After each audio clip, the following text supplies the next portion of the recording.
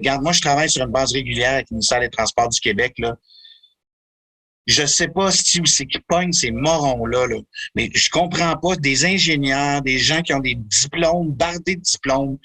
Et c'est dû à un système qui s'auto-forme, dans le sens de formation, OK? Qui perpétue les mêmes systèmes, les mêmes affaires, parce que c'est confortable les pantoufles, puis que ça les confronte pas à la réalité de ce qui se passe à tous les jours sur le terrain. Puis que eux autres, dans leur château à Québec, là, ils sont complètement éloignés de ça. Puis ils managent les chiffres. Puis c'est ça qu'ils font. Ils managent des chiffres, puis ils poussent des données. Puis je pense qu'ils voient pas au-delà de ça.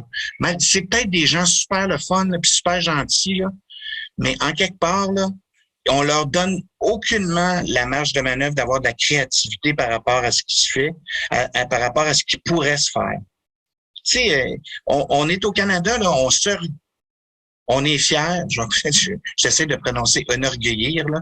On est fiers de se dire qu'on a un système qui est axé sur la réforme de l'individu, que, tu sais, c'est pas un système punitif comme aux États-Unis ou ailleurs dans le monde.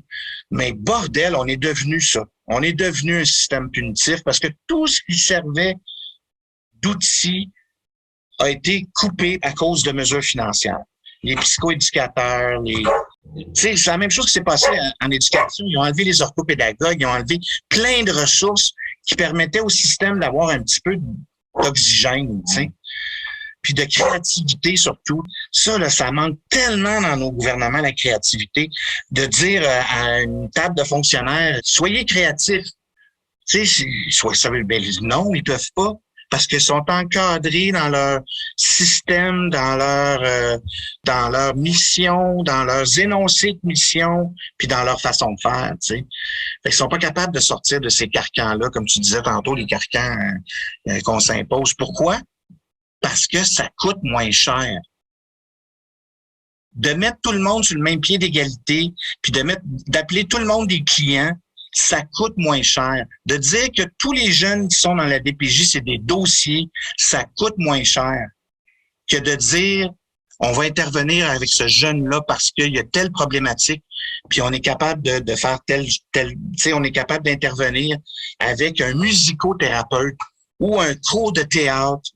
Tu comprends-tu ce que je veux dire? Oui, là, c'est du privé, fait que là, ça monte la facture. Fait que moi, je pense qu'ils ont fermé Bosco parce que Bosco était une expérience qui fonctionnait, mais qui n'était pas dans une case qui leur permettait de dire ça, c'est un dossier, puis ça, c'est un client, puis ça, c'est un poste budgétaire, puis ça, c'est ci, puis ça, c'est ça, puis ça. Ça leur permettait pas de faire ça. Puis surtout, qu'il n'y avait pas le contrôle dessus.